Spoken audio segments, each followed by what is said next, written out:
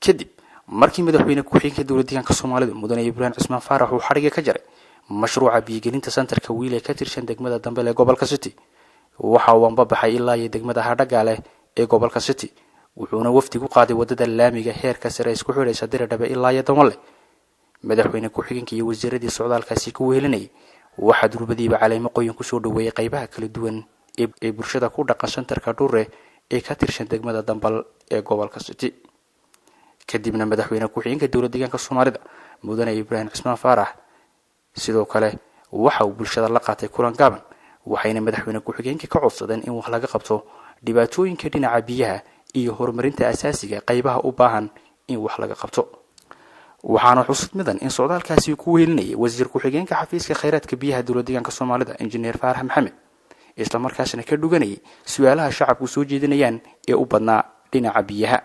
inta kadib wafdigu waxa uu dhaqaaqay ilaa iyo tuulada biyo garaac oo ka tirsan degmada Hadhagaale ee gobolka City durbadiiba markay sheeda ka milacsadeen bulshada qabalaha biyo garaac gawaaridii wafdigu u saarnaa ee uu hogaaminayay madaxweyne ku-xigeenka dowladda deegaanka Soomaalida mudane Ibrahim Cismaan Faarax waxay kala hor yimaadeen dabaaldeg kuwaas oo lulaya caleemo qoyan safafna u jooga oo u dhanaayeen qaybaha kala duwan ee bulshada oo canugu iyo caruura leh ciyaar dhaqameedka buraanburka haweenka Soomaaliyeed lagu yaqaan iyo ciyaarta warwilaha oo mid gaar ah ka dhigaysay soo dhaweyntaasi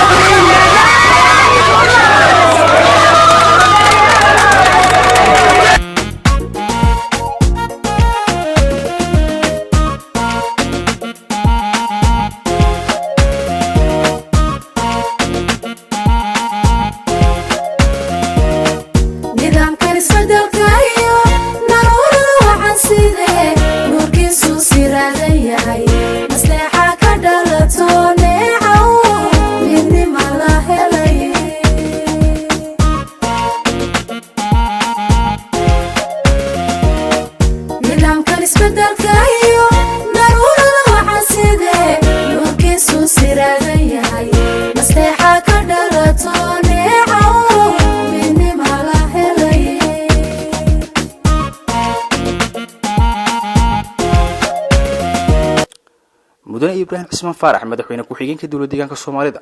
ayaa bulshada uga mahad celiyay soo dhaweynta ay bulshadu kala hortimid baadani salaamaya sida qurux badan ee inoo soo dhaweyseen walaalahay quruxda badnaa ee xagan ka muujiseen arin aad u wanaagsan oo shucuurteena kor u qaadayay kulleen ka mid tahay marka aad iyo aad baad u mahadsantihiin waxyaabo inoo bilowaa jiro horumar oo hadda bilownay mashaariicdan ay inaga caawiyeen walaalaheen iyo kuwii kale xukuumadda gobolka iyo waliba gaar ahaan degmadu ay ka qabteen ayaa ka mid ah marka waxyaabaha bilowga hadda bilownay noo cusub inaan sii xoojino waa muhiim sidoo Cumar sheegayay kulleen baahida ballaaran ee deegaanka ka jirta waan ku dhex jirnaa anaga garanayna meelo badan dib badan baa ka jirta baahiduna sidaa oo kale weeye hantidii wax laga qabanayna lama hayo marka mustaqbalka waxyaabaha inoogu muhiimsan baan kulleen qorshaheena guud ahaan inaan wax ka qabana ay tahay marka wadooyinka sidoo Rooble sheegayay tan jirta aan isku daynaa in waxoogaa dayactir iyo wax lagu sameeyo la yar xoojiyo laakiin fursado ballaaran aan haysanaa tii Djibouti baa in yar inoo jirta inta qabalahan lagu xidho waa muhiim tan kale nimika soo marnay sidaa oo kale labada dhanba ha ahaatee dhibta ka jirta in waxoogaa wax yar laga qabto waa muhiim biyahana sidaa oo kale nasiib darro maanta inaanu ka sheekayno biyo la'aan annagoo xarunteeda la Ethiopia marka laga sheekeeyo meeshii ugu biyo badneed waa xaggan waxaa la yiraahdaa dadka odayaal dhaqameedka iyo dadkuba waxay ku oranayaan dixooyin badan baa inoo socda marka fursadaha oo jira inaanu maanta biyo la'aan ka sheekaynana waa iska nasiib darro kulleen gashahaan inuu qaadanayaan aaminsanahay injineerku si degdegana inuu uga soo jawaabi doono baahidiinan xagga biyaha ka jirta marka taana inaanu qaadano oo anaguna si gaar ah u daba socono waan qaadanaynaa fursadan hela laakiin run ahaan waxaan rabaa inaanu ka mahadnaqo walaaliheen oo maanta waxyaabaha ay xukuumaddu qaban lahayd qabanayo adduunka waxyaabaha horumariya waxaa ka mid ah horumarkan dhinaca maxaan ku dhahday private ama shakhsiyaashu ay qabanayaan ayaa lagu hormaraa dawlad keligeed wadan ma horumarin marka waxyaabo bilow weeye kama filayn meel tuulo magaalo weyn aad uga dheer oo de waxba lahayn in shakhsiyaal gobolka gaar ahaan degmadan iyo qabalahan u dhashay inay wax ka qabanayaan inta badan dadkeena waad aragteen meelaha magaalooyinka ugu waaweyn ay kula caymadaan hantidooda inay wax ka dhisaan marka waxyaabaha waa inoo bilow oo run ahaan in lagu dhiirigeliyo hantiilayaasha gobolkan iyo deegaan ahaanba ka soo jeedaya ka mid noqonaysa waan garanayaa Cusmaan Saacid iyo kooxdiisa waxyaabo badan oo baahi badan ka jira ayay ka qabtaan gaar ahaan gobolkeena iyo wadankeenaba iyo maxaan ku raadayay wadanada kale aanu leenahayba marka waxyaabaha in la sii yar xoojiyo oo ay ku daydaan hantiilayaasha kalena kulleen dad badan oo ila joogana way jiraan oo maanta wax badan qaadan doona marka waxyaabaha inaan sii xoojino way fiican tahay mustaqbalkana waxaan rajaynaynaa inay dhagaxeen maanta dhignay si degdeg ah u hawlgalo faa'iidadiisana aan maxaan ku raadayay si degdeg ah u aragno run ahaan waa sidaas soo sheegteen oo aqoon la'aan waa iftiin la'aan waxyaabaha maanta baahidiina aad ka jawaabaysiin aad ka hadlaysiin waxa ugu horeeya inaan horta kala garanno bal waxay noodana bulshada xaggan degan maxay horta tahay aan ugu horeyno ma waxbarasha ma biya ma wada waxyaabaha inaanu kala saarno oo sidii loo baahnaa meeshay qusaysaan maxaan ku raadayay geysano waxa ugu horeeya inaanu horta wax barano bulshada inaan jahliga laga saaro diiniyan iyo maxaan ku raadayay waxbarashadii caadiga ahayd ee joogtada ahayd marka inaan waxbarasho heerka imika gaarsiisan tahay inaan la sii kordhiyana waa muhiim annagu sidaa oo kale waxa imika ni hor jooga ninba meesha uu ku koray ama uu ku dhashay nin wax ka barto ka dhamaystirtay ma jiro nin ugu yar weeyaan waxa 20 iyo 30 kilomitir soconay waa hadda bulshada imika jirto waxaan iga sheekaynaya ka u badan oo aanu ka mid yahay 500 kilomitir baan maxaan ku raadayay meeshii aan ku dhalanay uga imaano waxbarasho soo doonanay marka faa'iido badan baa jirto oo run ahaan dadku isdhaxgalkii inuu dadkiisa bartay iyo aqoontu maxaan ku raadayay ninba meeshay ka fiican tahay la tago ma xumo laakiin waqti xaadirkan imika joognana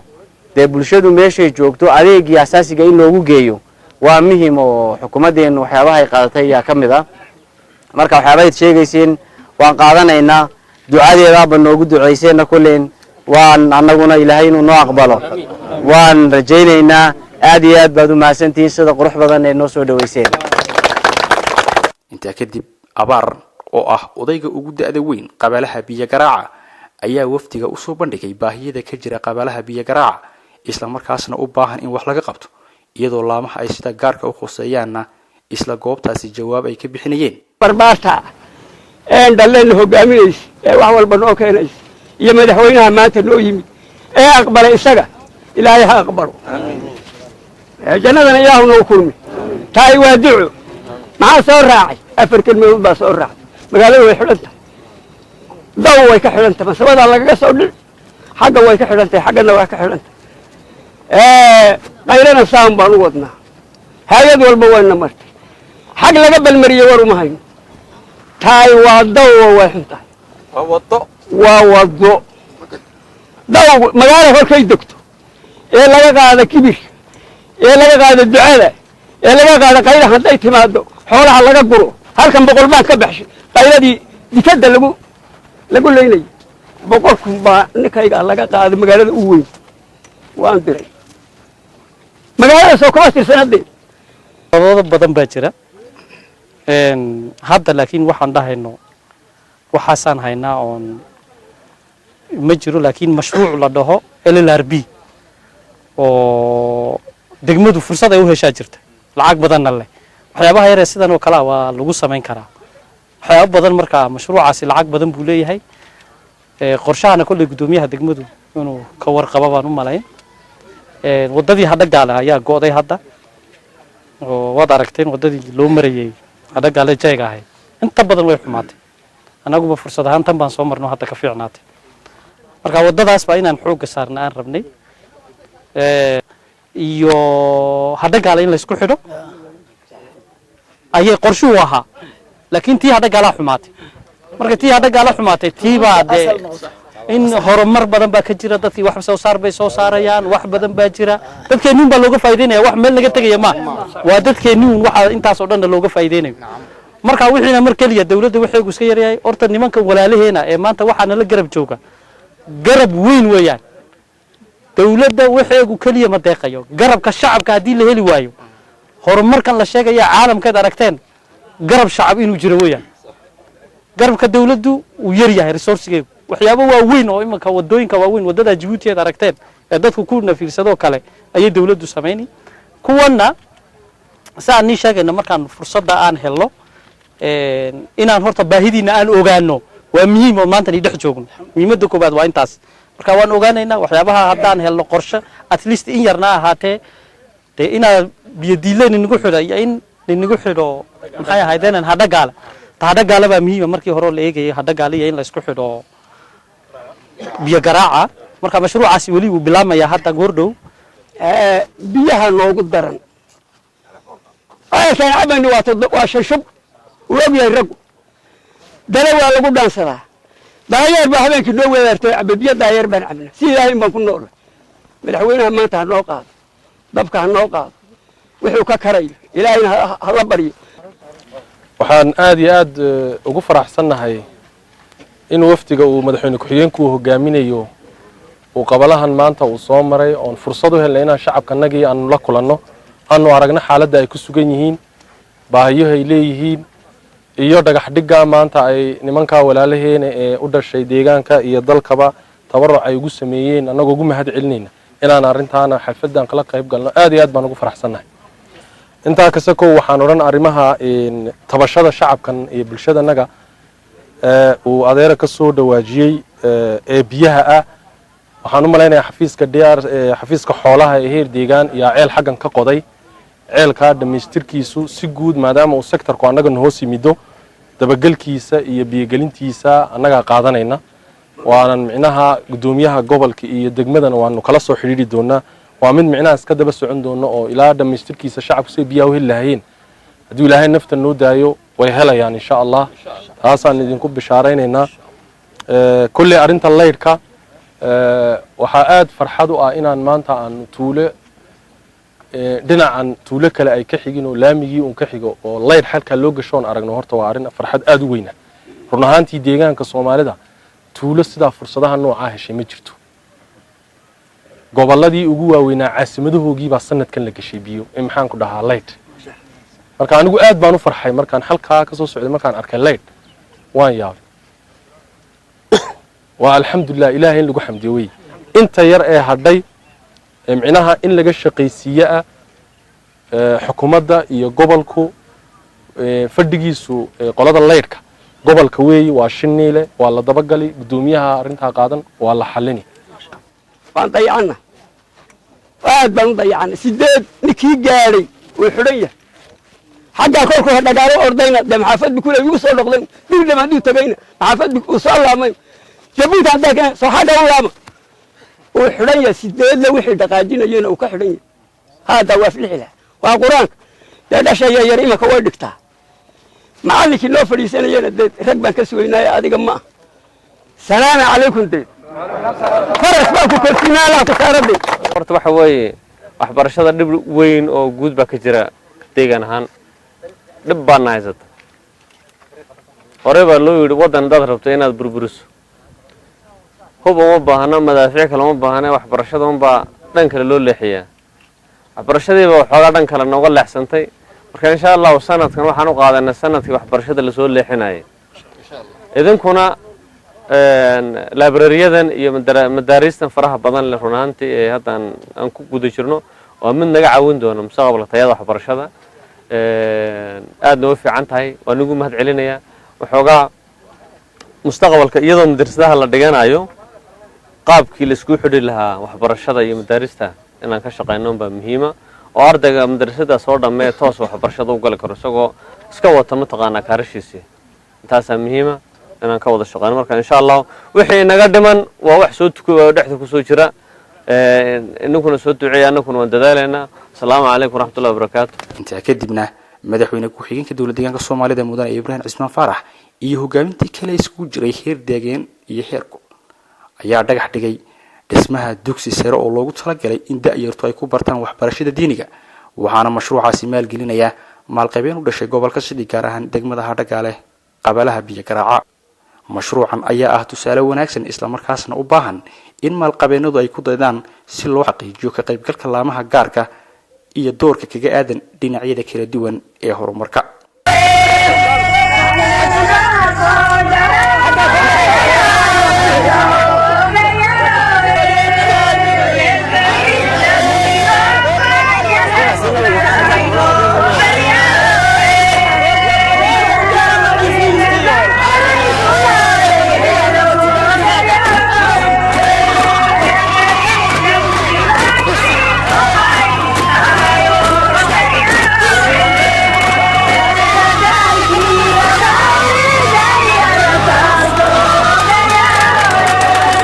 kadib madaxweyne ku-xigeenka dowladda deegaanka Soomaalida mudane Ibrahim Cismaan Faarax iyo mas'uuliyiintii kale ku wehelinayay socdaalkaasi waxay u dhaqaaqeen ilaa iyo xarunta degmada Hadhagaale ee gobolka City waxayna gawaaridu cagta saartay banka Dalaymale iyo dixaha caanka ee loo yaqaan habaqooyinka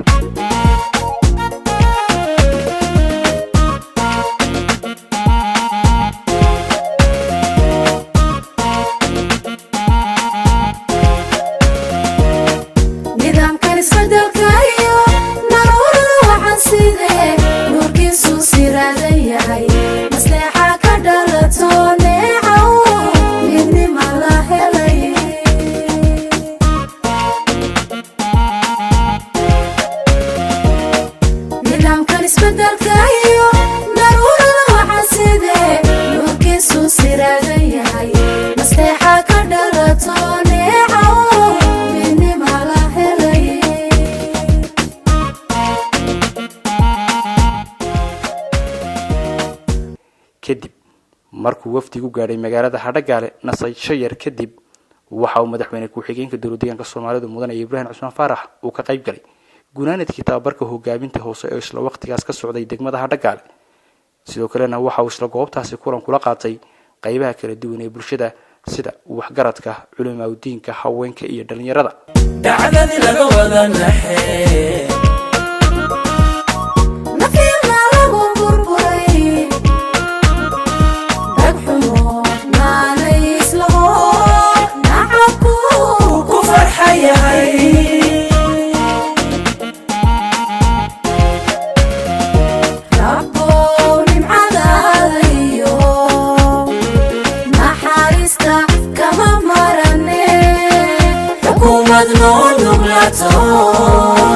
دويسنا بردا برشدا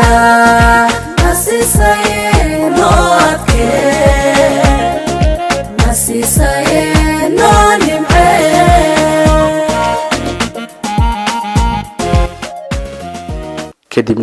madaxweyne ku-xigeenka dowladda deegaanka soomaalida mudane ibraahim cusmaan faarax iyo hogaamintii sare xisbiga barwaaqo ee socdaalkaasi ku wehelinayay waxay soo kormeereen mashruuca warshada tamaandha xabuubta loogu talagalay oo la soo gunaanad wuxuuna madaxweyne ku-xigeenka dowladda deegaanka soomaalida mudane ibraahim cusmaan faarax iyo hogaamintii kale ee socdaalkaasi ku wehelinayay waxay soo indhindhayeen qaybaha kala duwan ee dhismaha warshada loogu talagalay uu ka kooban yahay mudane aadan yuusuf raage wasiir ku-xigeenka xafiiska horumarinta waraabka dooxooyinka dowladda deegaanka soomaalida ayaa sharaxaad ka siiyey madaxweyne ku-xigeenka dowladda deegaanka soomaalida mudane ibraahim cusmaan faarax ahmiyadda ay bulshada ugu fadhido warshadaasi lixda warshadoodii deegaanka maaragtay laga dhisayo kulli xafiiska dhisaya waa xafiiska horumarinta waraabka iyo dooxooyinka waxay ahayd kulli warshadan ahmiyadda loogu talagalay in maaragtay waxay ka tarto shaqo abuurka iyo wax soo saarka suuqgeynta sababtoo ah waxay soo saari maalintiiba 5,000 oo kilogram oo qasaacdaysan oo yaanya ama tamaandho ayay maaragtay inay maaragtay soo saarto loogu talagalay waan garan karnaa baaxadda ay leedahay gashiga ay u baahnaanayso marka shaqadeeda la bilaabo waxaa kale oo aan rabnaa in maaragtay mashruucan uu qayb ka noqdo mashruuca ka socda ee kulan iyo gebi inuu kaalin weyn ka qaato wax soo saarka ama gashiga ay u baahan tahay warshadani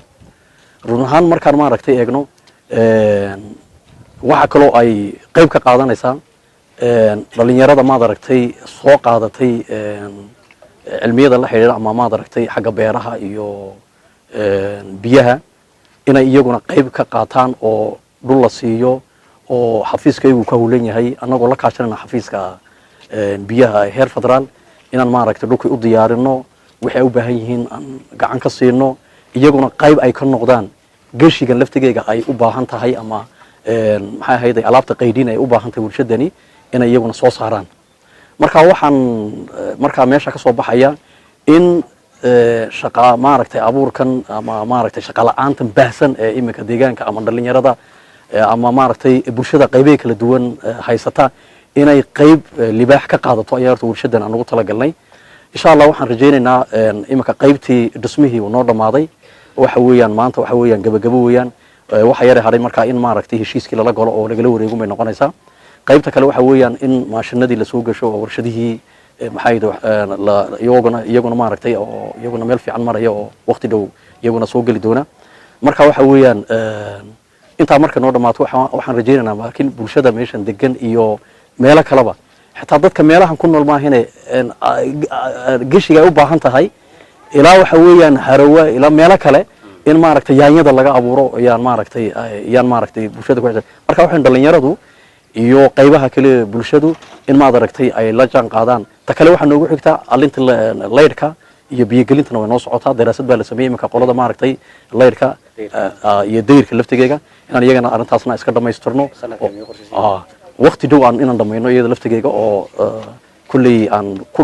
gabagabayno oo shaqadii ay bilowdo ayaan rabnaa marka dambana kulley hawlahan la sameynayo wax tayo leh inaan maaragtay ka toono waa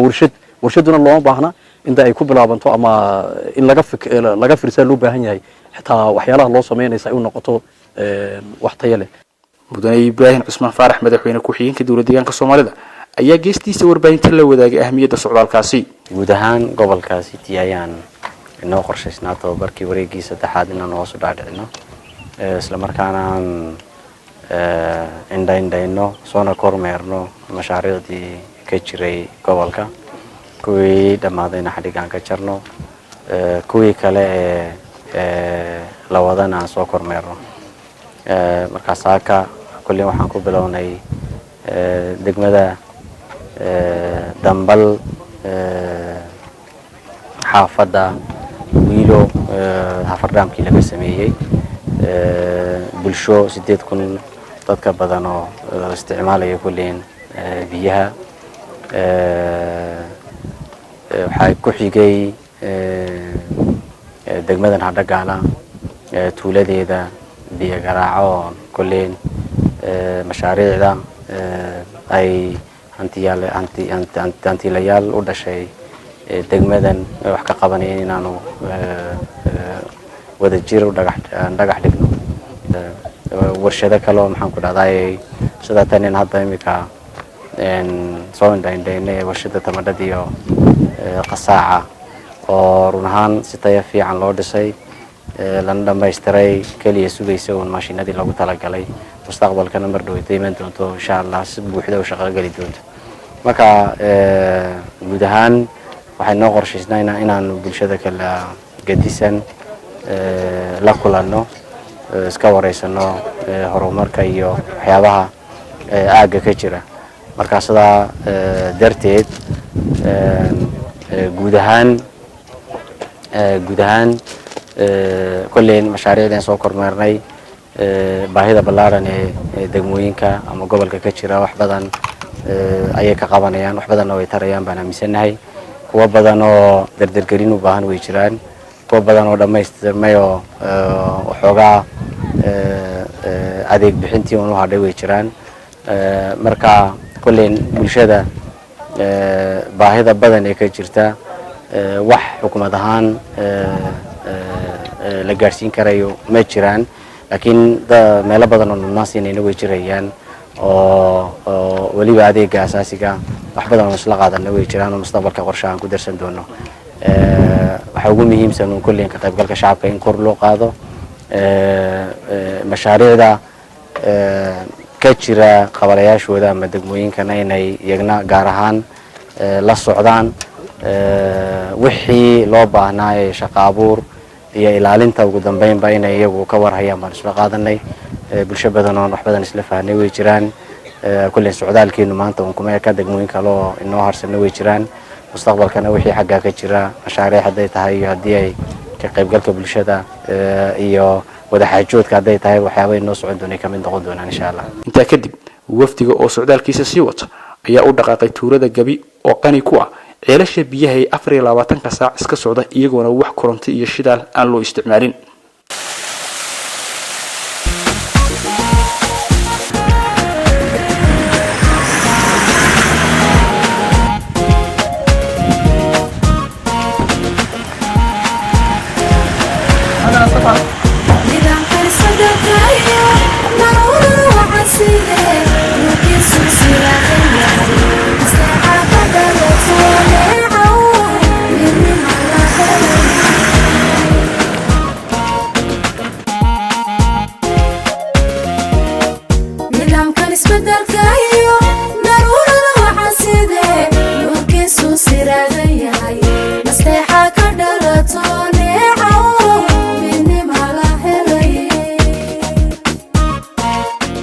madaxweyne ku-xigeenka dowladda deegaanka Soomaaliya mudane Ibrahim Cismaan Faarax iyo hogaamintii sare xisbiga barwaaqo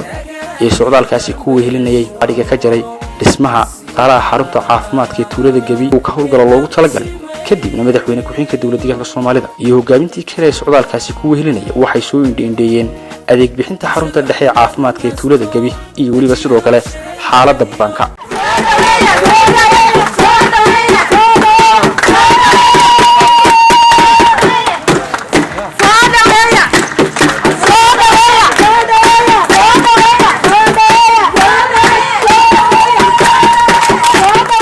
socdaalka madaxweyne ku-xigeenka dowladda deegaanka Soomaalida mudane Ibrahim Cismaan Faarax iyo mas'uuliyiintii ku wehelinayay oo sii wata socdaalka waxay u anbabixeen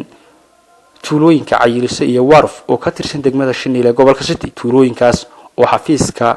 khayraadka biyaha dowladda deegaanka Soomaalidu ka fuliyay mashruuc biyo-gelin ah oo dhamaaday isla markaasna waraabiya tuulada Cayilisa iyo waliba sidoo kale tuulada Waaruf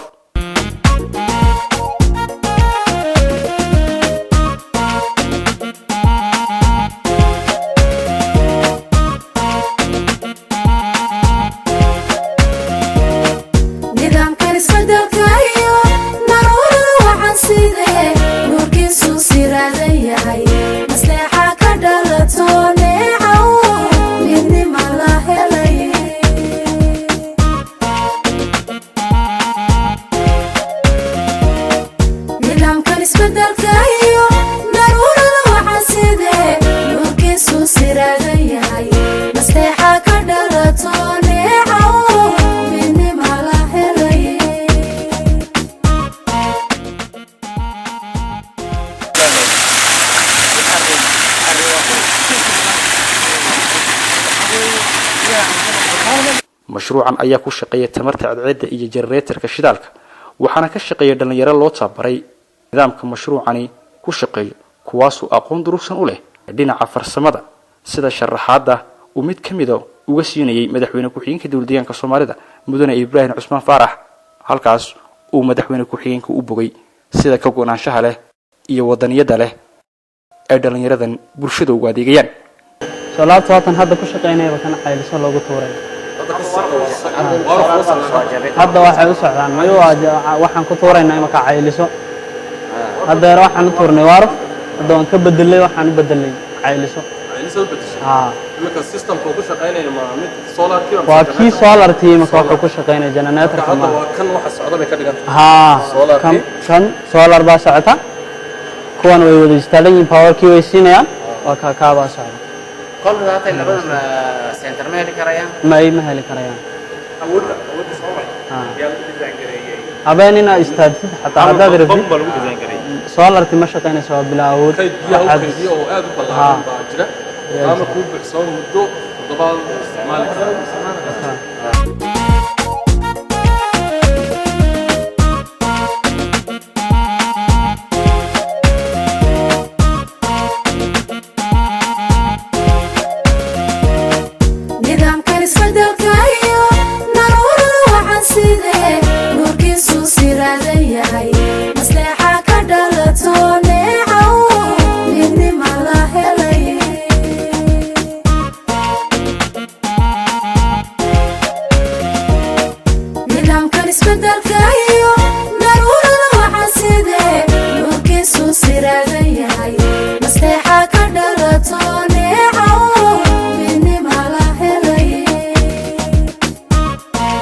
automatic kala ba bilaamayo oo inaha shaqadii si waday kaana dayactirka la gelin marka imika saad u maqlaysaan mid baa socda nooca nashqada iyo dhismuhu tiyadiisu waa mid aad u sareeyo aad u fiican sida u muuqda nashqadiisuna waa mid aad u qurux badan oo waxaan u qaadanay model oo kale oo xafiiskanagu xitaa qaabka shidaalkana waan arki doonaa loo siinayo generatorka solar system buu leeyahay generator buu leeyahay haddii uu micnaha shidaalku la soo gaari waayo solar systemka ayaa la isticmaalay solar systemka waqtiga roobaadka ama waqtigu ay solarku unan light ku filan qaadanina waxa loo isticmaali generator marka generatorka marka la isticmaalayo nooc micnaha shidaalka loo kaydiyo nidaam micnaha generatorka loo geliyo oo aad u casriya oo micnaha anagu model intaan u qaadanay caasimadda Jigjigana naftarkeeda inaan qaab sidaan u sameeyno ka xifsaan isla qaadanay weeyaan marka mashruucan baaxadiisu aad buu ballaaran yahay tayadiisuna aad buu fiican yahay oo u sareeya runaantii waa mashruuc aad loogu faani kala baan oran karnaa intaas soo kooban maadsantii iyo gelinta cayiliso waarif isla markaasna waxa dhiga ka jaray madaxweyne ku-xigeenka dowladda deegaanka Soomaalida mudane Ibrahim Cusmaan Faarax ayaa waxa soo dhaweeyay bulshada xoolo dhaqatada ee nawaaxiga tuulooyinka cayiliso iyo waarif aad ba isku bedel aad ba isku bedelay waarifna aad ba isku bedeshay cayiliso aad ba isku bedeshay qaab nooceed marka waxa weeyaan waag hore waxa laga cabbi biyo dhooqala ba laga cabbi jiray oo maxaadana galalka laga cabbi laakiin se imika waxa weeyaan biyaha waa biyo nadiif ah waa biyaha kula darkiis dadka lagu meedhanayo ee laga cabbiyo kulka qaridka lagu shubo ama shirkaanka lagu shubaa way iska qaboobaan wala cabaa aad iyo dadku way ka nasteen kala sameeyay mashruuca biyo gelinta ee solarka looga isticmaalay tamarta ceed maxaa waa sidee isbedelka jira laftiisa aad iyo aad isbedel weyn baa dhacay oo fiican baan helay waxa weeyaan xagga beerahana waan ka helay xagga cabitaankana waan ka helay dadku waxa weeyaan aad bay ugu faa'iideysteen waa ninka arkay dadka reemigii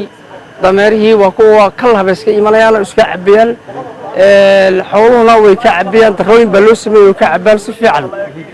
marka waxaan leeyahay dawladdeena shacabka Soomaaliyeed alxamdulillah waan ku mahadnaqanahay loo sameeyay biyaha loo soo bixisay inay loo sii biiriyaan baan jeclahay maadaama aan beerihii iyo dadka kale reer guuraalig baan ka wada cabno in loo sii biiriyo ceelka loo qodo ayaan rabnaa dawladdeena shacabka Soomaaliyeed aan ka doonaynaa wali fari kama qodna socdaalka madaxweyne ku-xigeenka dowladda deegaanka Soomaalida mudane Ibrahim Cusmaan Faarax iyo mas'uuliyiintii uu hogaaminay iminkana waxay u dhaqaaqeen ilaa iyo tuulada cayiliso oo kamid ah tuulooyinka biyo gelinta loo sameeyay si uu soo indheeyo hanaanka waraabka bulshada wuxuuna buuqday qasabadaha biyaha ee tuuladaasi mashruuca biyo gelinta tuulada waarif waa mid ka duwan qaabkii hore bulshadu uga cabi jirtay qasabadaha balse mashruucani waxa uu leeyahay dukaanka biyaha oo ah mid tusaale wanaagsan loo qaadan karo qaabka biyaha loo maamulo iyo lacagta biyaha lagu iibinayo oo sidii loogu talagalay u soo hooyanaysa annagu waxaan jeclaa inaad ila daawataan sida uu sharaxaada uga bixinayo wasiir ku-xigeenka xafiiska kheyraadka biyaha dowladda deegaanka Soomaalida injineer Faarax Maxamed oo ka mid ahaa mas'uuliyiintii socdaalkaasi madaxweyne ku-xigeenka ku hirinayay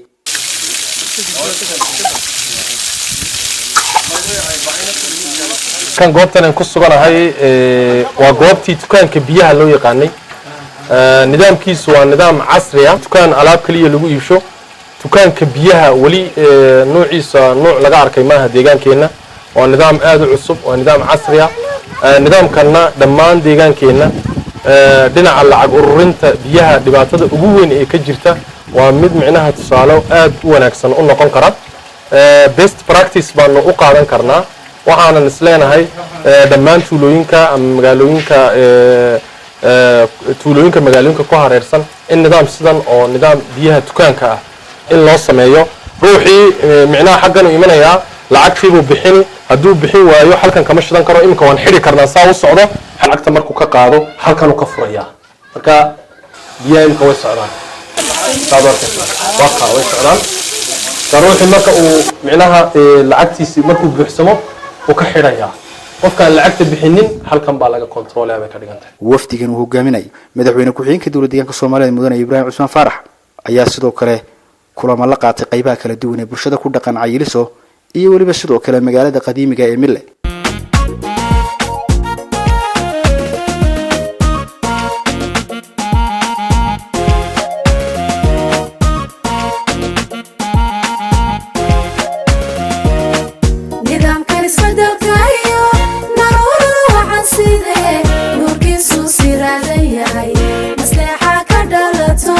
mudane Ibraahim Cusmaan Faarax madaxweyne ku-xigeenka dowladda deegaanka Soomaalida iyo wafdigan uu hogaaminay waxay uunba bixeen ilaa iyo xarunta wax soo saarka iyo dalxiiska ee gobolka City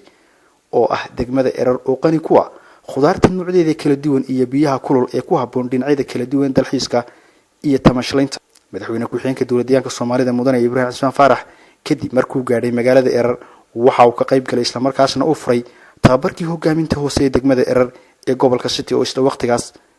degmada ka furmayay nidaamkan isbedelka iyo daruurada waxaa sidee nuurkiisu siraadan yahay masteexa ka dhalato neecaw midnima la helay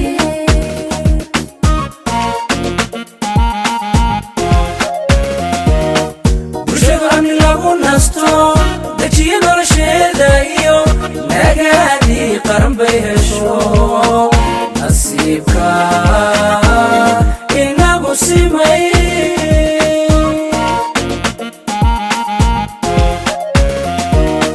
bulshadu amni lagu nasto dejiyo nolosheeda iyo nagaadii qaran bay hesho nasiibka inagu simay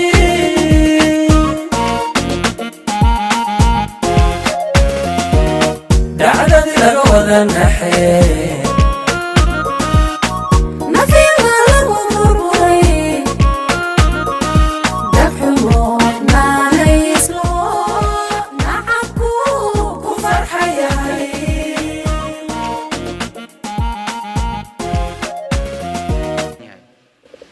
saan ogsoonahay xisbiga hadda heer qaran ka jire xisbiga barwaaqo ujeedada ugu muhiimsan ee loo asaasay waxay hadda ka hor asxaabtii ka jirtay ama xisbigii hogaaminayay dalka ee ahaa EPRDF ee afarta asxaab ama iskaashaday EPRDF loo oran jiray waxay ahaayeen kuwo kaligood uun ku kooban yahay wadanka taliskiisa waxaana la isla qaatay halgankii ama isbedelkii labadii sane soo dhaafnay wadanka ka hana qaaday inuu ahaa ku loo dhanayn oo bulshada Itoobiya ay u wala dhanayn marka guud ahaan kulleen isbeddelkaay waxyaabihii ugu muhiimsanaa ee la qabtay ayaa ka mid ahayd in xisbiga siyaasadda waddanku hagaya in wax laga bedelo sidaa darteed waxaa la isla qaatay guud ahaan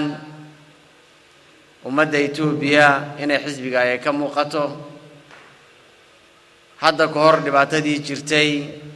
ay qolooyin kaligeeduun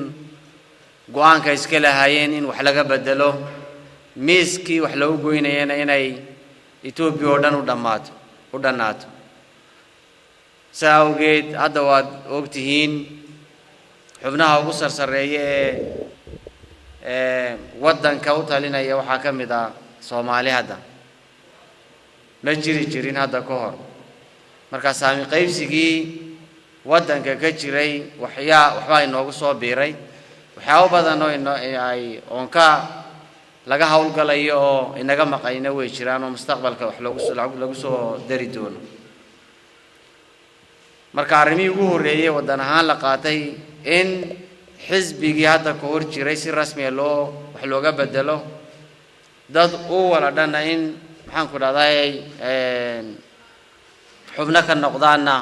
waxyaabo ka hirgalay way jiraan waxyaabo bilowino way jiraan waxyaabo kale oo tabanayno mustaqbalka wax laga bedeli doonana way jiraan marka arrimihii ugu waaweynaa kulleen wax ka qabsoomay waddanka kuwaaba ka mid ah xagga sharciga iyo nidaamka qaab dhismeedka sharciga sidaa oo kale wax badan baa la isla qaatay in la bedelo waa lagu guda jiraa sidaa oo kale xagga maamulka wax badan oo la bedelay way jiraan wax badan oo inoo maqayna way jiraan waddan ahaan markaan ka wada hadlayna weeye deegaan ahaan markaan ku soo laabano sidaa oo kale reformiga waad ogtihiin isbeddelku markuu dhacay ka bacdi heer deegaan ilaa hoosta heer degmo wax badan oo wax laga qabtay way jiraan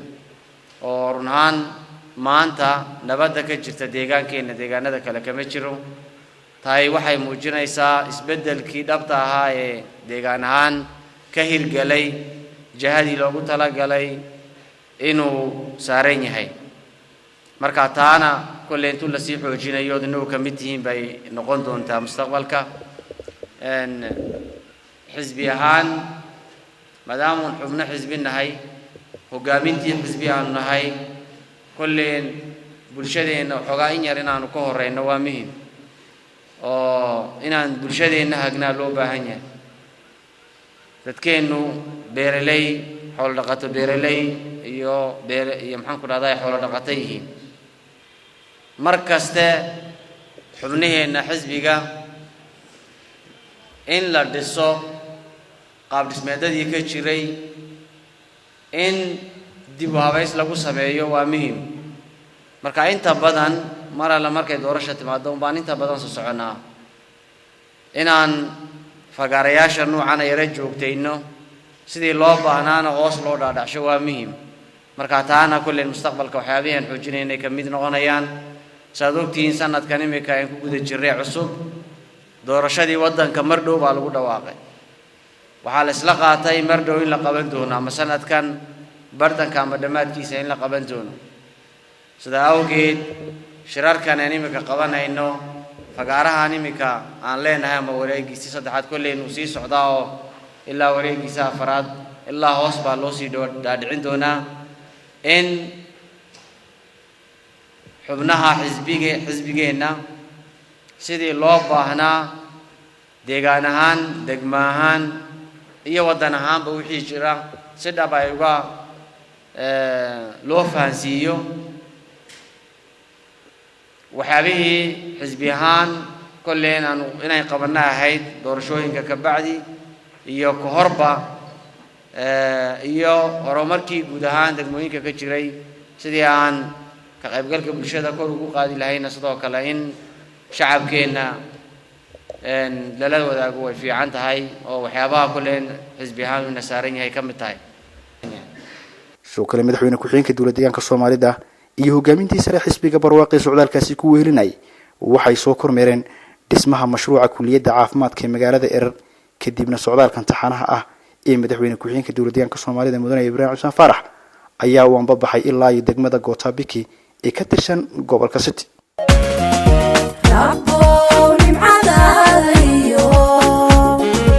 naxariista kama marane xukuumad noo nuglato dawaysana marada bulshada nasiisaye noo adkee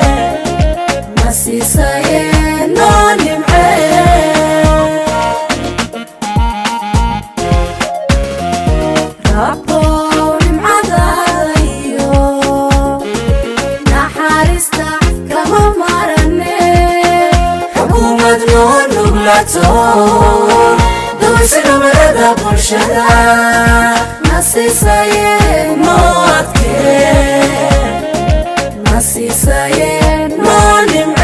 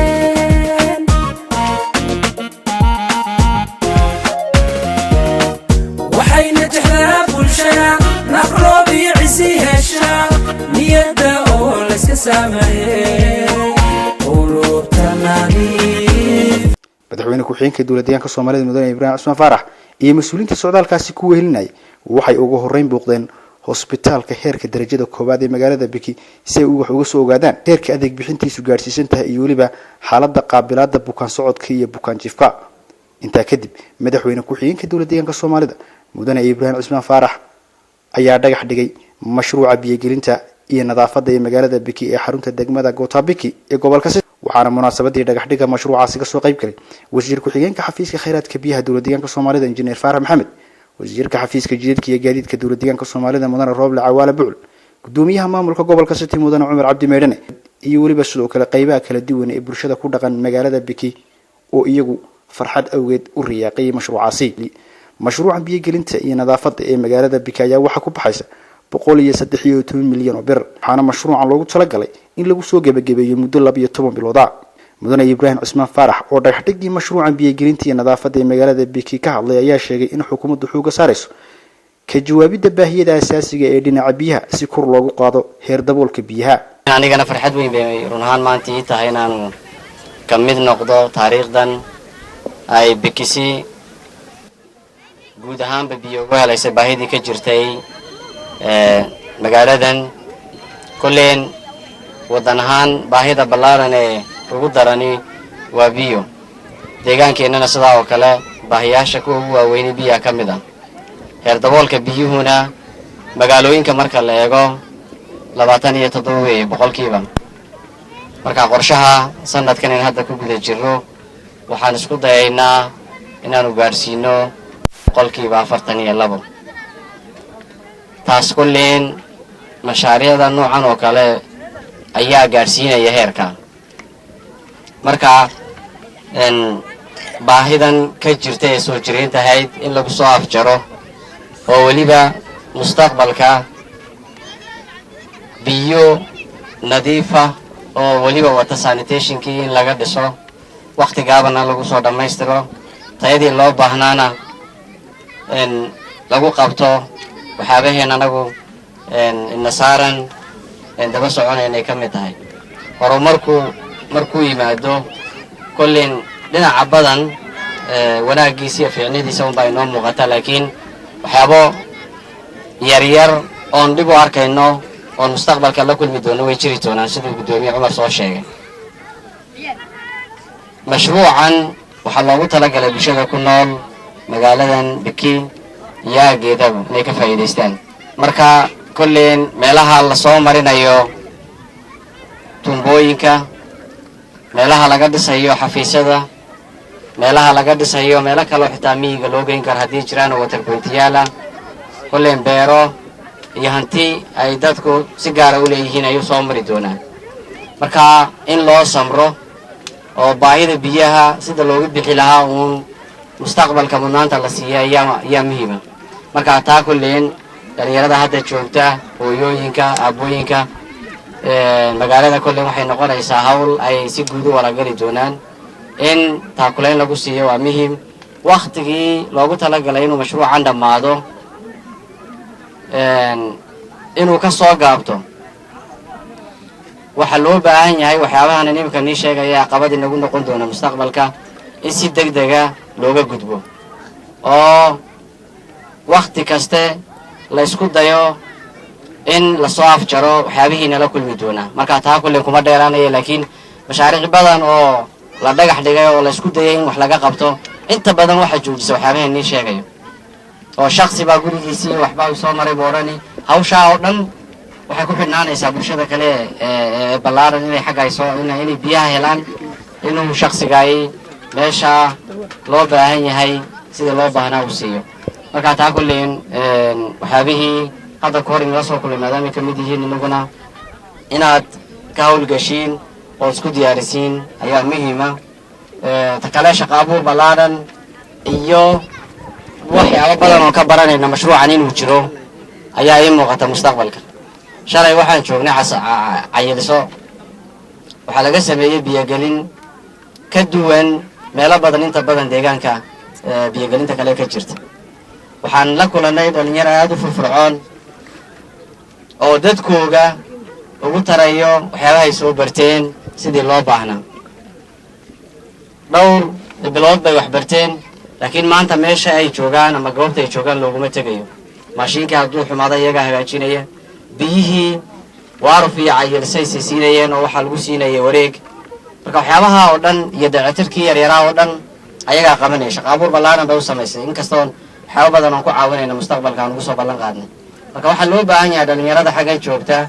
inay shaqo abuur iyo sidii looga faa'iidaysan lahaa dadkooga diyaar ay u noqdaan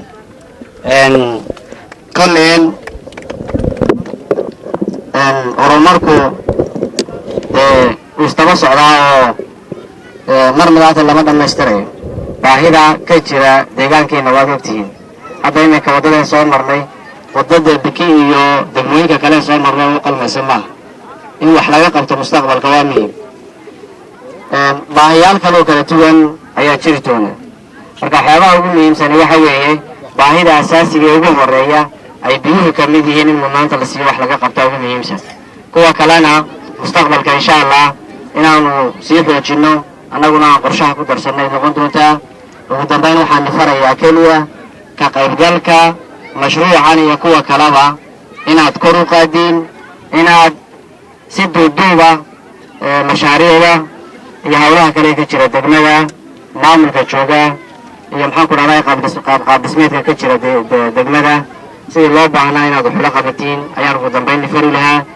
geestiisa wasiir ku-xigeenka xafiiska kheyraadka biyaha dowlad deegaanka soomaalida injineer faarax maxamed oo ka hadlay dhagaxdhigii mashruucaas waxa uu yidhi waxaa maanta farxad gaara ii ah inaan degmada biki anigoo ku-xigeenka xafiiska biyaha ah aan fursad u helo dadkan inta badan dhibaatada ugu badan ee haysatee biyaha ah aan maanta dhagaxdhigiisa aanu xaggan munaasabada uga soo qayb galo oonan qayb ka noqdo run ahaantii aad iyo aad baan ugu faraxsanahay hambaliyo baan magaalada biki leeyahay intaa xigta siduu injineerkuu faahfaahiyey mashruucan waxaa la geliyey caqli badan maskax badan hanti badan iyo ay ku baxaysa miisaaniyad dhan 113 milyan miisaaniyadda run ahaantii gobolka ilaa hadda mashruuc baaxidiisu intaa la eg tahay iyo biyogelina weli kamaynan dhicin waa tii ugu horreysay ay nasiib u yeelatay magaalada biki intaa kasta koo xafiisku wuxuu kaloo xoogga saaray siduu injineerkuba u sheegay baahida biyuhu maadaamay aad magaaladan ay ugu badan tahay inaan xoogga saarno oon qadaraaslaha wixii aanu taakulayn iyo gargaar aanu siinayna iyada ay xaggayga tahay in muddo 6 bilooda ku meelgaadh kaydka magaalada biki la soo gaadhsiiyo oo systemkii hore lagu xidho muddada inta kale ay ka gaadhayso taasina micnaha waxay tilmaamaysaa inay xukuumaddu iyo gaar ahaan xafiisku uu xoogga saaray sidii magaaladan looga haqabtiri lahaa biyo la'aanta ballaaran ee baahsan ee ka jirta ugu dambayn waxaan ku soo gabagabayni dhammaan shacabka ku nool magaalada Biki iyo degmada Goota-Biki hambaliyo baan leeyahay bagaad maanta aad nasiibkan hesheen aad iyo aad baad u mahadsantihiin sidoo kale gudoomiyaha maamulka gobolka City Mudane Cumar Cabdi Meedhane oo ka qayb galay dhagax dhigii mashruucaas ayaa sheegay in mas'uuliyad ay ka saaran tahay sidii loo dadajin lahaa isla markaasna bulshadu uga faa'iideysan lahayd weyno aniga ka mas'uuliyad ahaana waxa weey waxoogaa hadda culays saari doona waayo daba socod badan ayaa ka warhayn badan biiga baahnaan doona marka mas'uuliyadii hore hayay waxoogaa tukalo waxa weey idna dheeriyo igu soo bartay noqonaysa marka insha Allah waa midan ku waxa weey aan rajeynayno 6 bilood la sheegay 6 bilood waa mashruuci runtii biyo gelin ah ee ugu weyn hadda aan ka fulino alxamdulillah waxa weey dhulkeen Ilaahay biyo ka wada dhigay ceelkan hadda magaaladu ay ka cabayso ama waxa weey looga soo gelinayo sida la sheegay waxa weey ceelka ugu biyo badan ka gobol ahaan intaan hadda waxa weey aan ku hayn xogta waa ceelka ugu biyo badan weey 60 ilaa 65 liter per second la tamaan ceela wuxuu la mid yahay waliba ka sareeya ceelashan gabi ku yaala marka insha Allah alxamdulillah waa mid aad loogu farxo marka guud ahaan shacabweynaha ayaan waliba siiba aan ma taqaanaa ka codsanaynaa anagu haddaan xukuumadeennahay wixii taageero ah ee mashruucan u baahan yahay laga soo bilaabo halka ceelku ku yaala ilaa halkana in ay naga siiyaan meelaha tumbooyinka ay marayaan kulli waa meelo khaas ah weey magaalooyinkan inta badan waxa lagu yaqaanaa dabeecad yar oo gaar ah oo marka mashruucu yimaado iyaka u dana xataa in waxoogaa caqabada ku noqdaan marka in kastoona filayn oo arinta biyuhu raabkeeda uga daran tahay balse waxa weeye codsigaas waa mid hadda waan sii jeedaa ma taqaanaa aan u soo jeedina shacabka aad iyo aad waxa weeye waan niga mahad celinaya soo dhaweynta fiican ee noo sameeyeen insha Allah waxa weeye mashruucanna waxaan rajeynayaa inuu noqdo kii bulshada ay ka faa'iideysato waqti gaaban ma taqaanaa ku dhamaado aad baan maasantahay